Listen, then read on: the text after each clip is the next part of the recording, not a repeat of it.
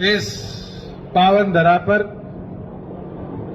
जननायक जनता party के प्रत्याशी रविंद्र सांगवान के आज पक्ष में वोटों की अपील करने आए हमारे जिला के अध्यक्ष भाई संजय जी, हमारे पंचायती राज के प्रभारी राकेश जाखड़ जी, आपके अपने पूर्व में रहे प्रत्याशी भाई नसीब सोनू जी, गांव के मेरे बुजुर्गों, मेरी माताएं बहनें, युवा साथियों, मैं पहले तो आपका आभार प्रकट करता हूं। अभी हम गाड़ी में आ रहे थे तो गाड़ी में मीटर तापमान बता देता है 48 आया लिखा। इस 48 डिग्री में भी अपना आशीर्वाद देने आप लोग इस तादाद में आओ, मैं तहे दिल से आपका आभारी हूं। धन्यवाद। और एक चीज आज आपने साबित कर दी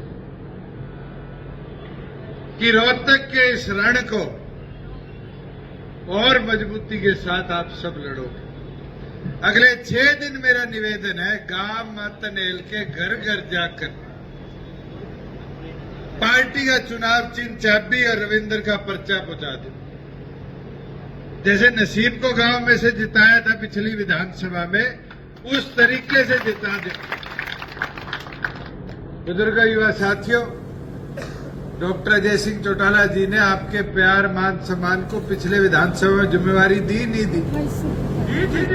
आज मतनेल की जिम्मेवारी बनती नहीं, उसको सवाया कर लौटाए। रविंद्र कोई भूपेंद्र का छोरा तो नहीं है, या कोई बीजेपी जैसे बड़े दल का उम्मीदवार तो नहीं है। आज आम घर का लड़का है और उस बीजेपी कांग्रेस से टक्कर ले रहा है जो आपको ए बी टीम बोलती है। मैं आपको पूछता हूं, चौधरी देवीलाल की सोच के वोट जो है वो कहां जाए? लोकदल तो इस बार हटली, मैदान छोड़गी, कड़े जाओगे वो? उनसे संपर्क साध लो, 8, 9, 10 हजार जो है उनने जोड़ लो। चौधरी देवीलाल की सोच का आदमी जो होगा उसका हाथ भी हाथ पे या फूल पे नहीं जाएगा। आज उसको जोड़ने की जरूरत है और बताने की जरूरत है कि जैसे आम घर के बच्चों को चौधरी देवीलाल जी ने सांसद बनाया, विधायक बनाया, आज वो अवसर दोबारा रोहतक लोकसभा के सामने है। आज वो अवसर है कि इन दोनों की मिली भगत की पोल खोल दो। और मिली भगत इसलिए, ये हम पे तो वोटों का आरोप लगाते हैं। मैं आपसे पूछता हूं, अपने पड़ोस में गुड़गांव लोकसभा है, हुड्डे ने काटी नहीं कैप्टन अजय यादव की टिकट? कैप्टन अजय यादव चुनाव लड़ना चाह रहा था, राज बब्बर तो हरियाणा का कभी भाषण ही नहीं दे के गया, उसकी टिकट काट दी। करण दलाल इसका समधी फरीदाबाद चुनाव लड़ना चाह रहा था, उसकी नहीं काटी टिकट। भिवाड़ी ये देवेंद्र और बैठे हैं, वो श्रुति चौधरी, किरण चौधरी की छोरी दिन रात लगी रहती थी, उसकी काट दी।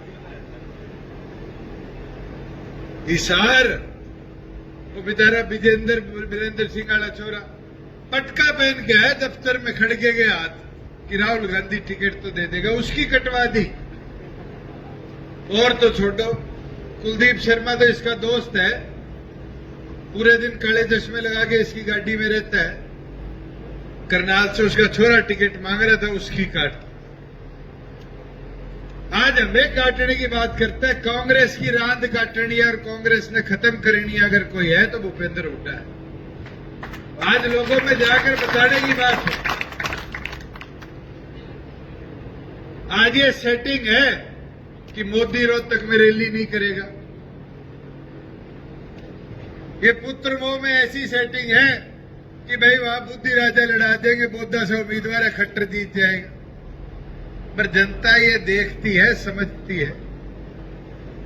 आज मेरे को बताओ, अगर लोकसभा में दीपेंद्र जीत गया तो राज्यसभा की सीट छोड़ेगा नहीं छोड़ेगा?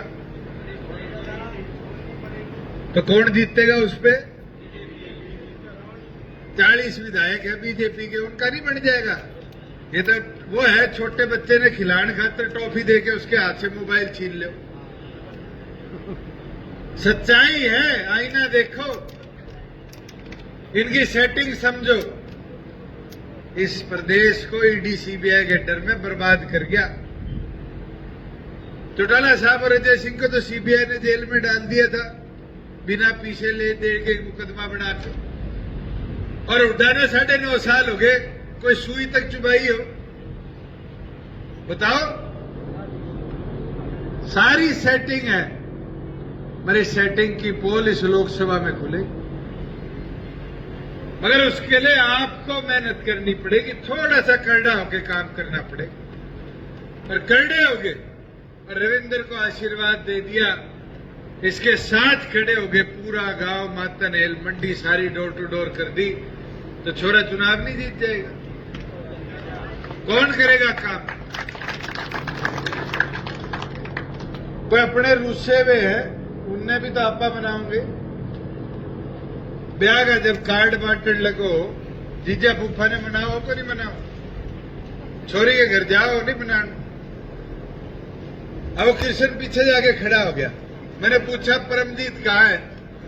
कहता घर है, बीमार है। अरे मनाने का काम भी तो अपना है। यूं रूसे बैठे रहोगे, नुकसान किसको होगा? पार्टी को होगा या खुद को होगा? अगर एक वोट भी कम डलेगा मातनहेल से तो उसका नुकसान चौधरी देवीलाल जी की पार्टी जननायक जनता पार्टी को। और मातनहेल की तो प्राथमिक जिम्मेवारी बढ़ती है कि गांव से अपनी ताकत दिखाए।